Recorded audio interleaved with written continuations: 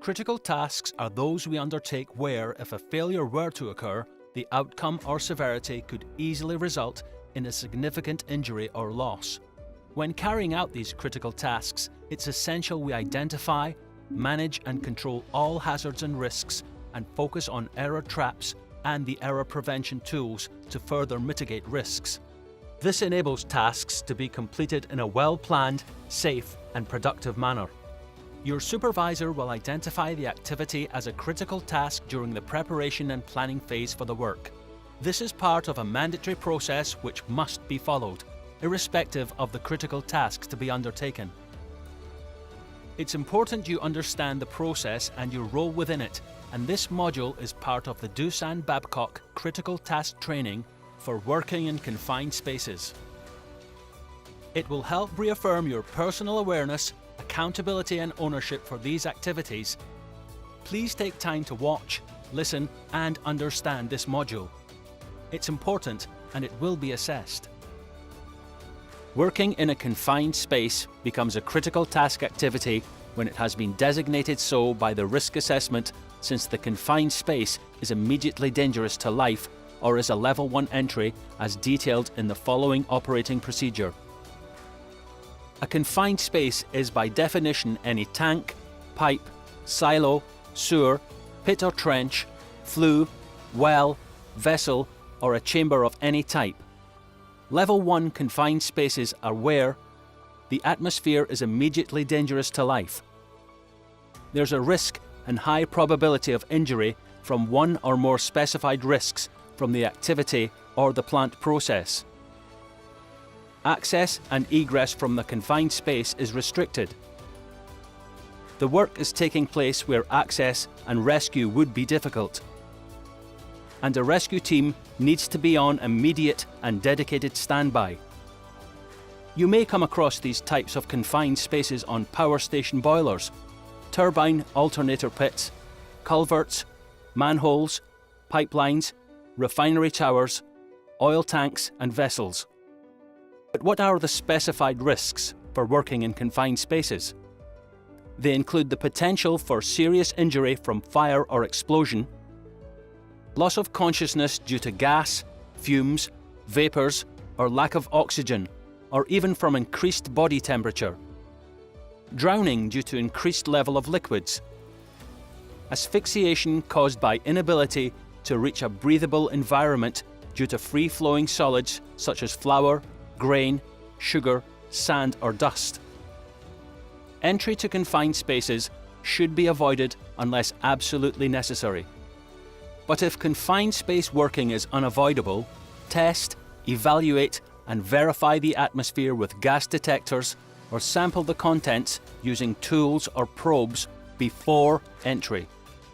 The confined space should be tested for oxygen deficiency, combustible and toxic gases under all circumstances. If possible, look into the confined space through a porthole, sight glass, grill or hole, or alternatively use CCTV or cameras mounted on remotely operated devices. A safe system of work procedure will be followed, which must as a minimum include a risk assessment, method statement, communication arrangements, permit to work, emergency rescue plan, and everyone involved must be adequately trained. Work party members must have knowledge of confined space working, be competent to carry out the task, be aware of the hazards and control measures, and understand what to do in the event of an emergency. And finally, a dummy run of the rescue plan must be carried out. Prior to any critical task work in a confined space, a Take 5 must take place. No Take 5, no work. Those involved must sign to confirm they have read, understood and agreed to the method statement and risk assessment. Let's look at an example. In motor racing, all the action doesn't take place on the track.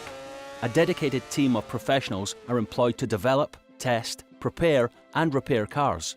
At their development centre, the team test their engines to the limit under controlled laboratory conditions.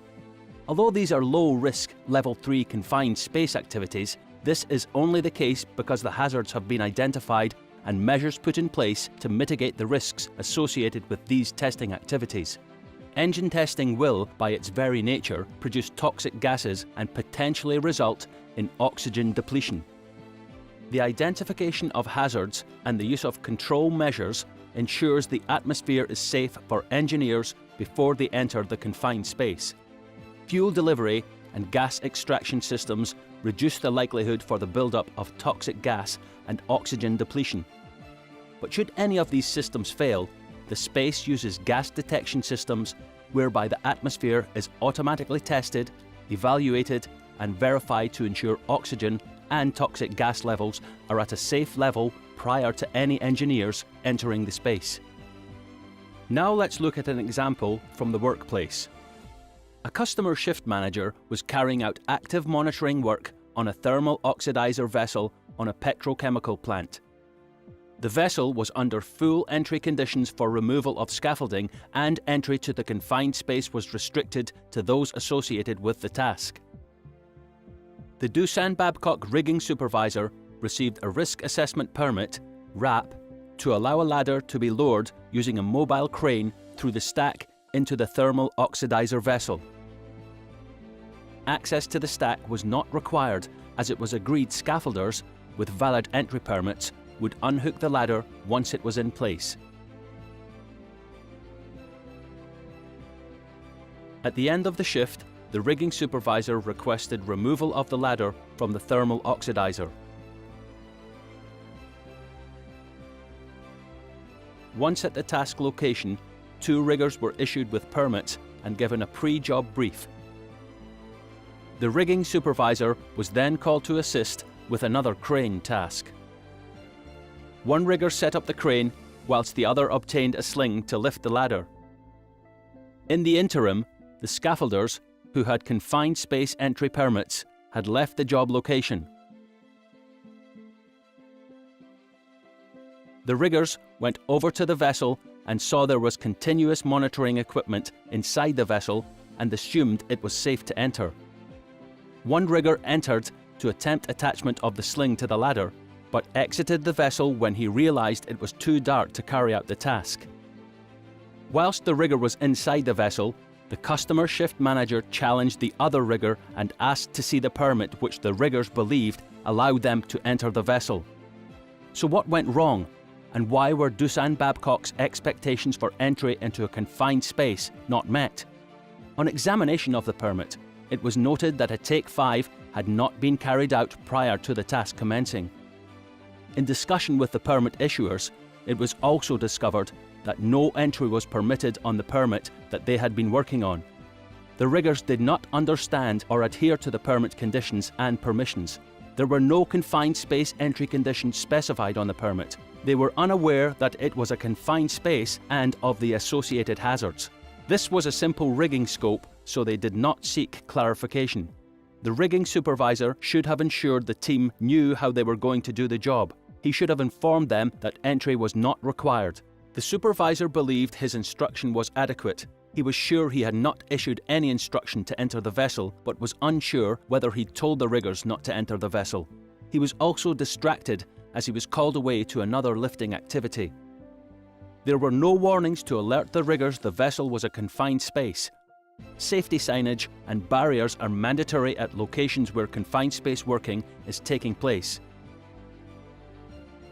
A potential incident could have been avoided if the correct critical task process had been followed.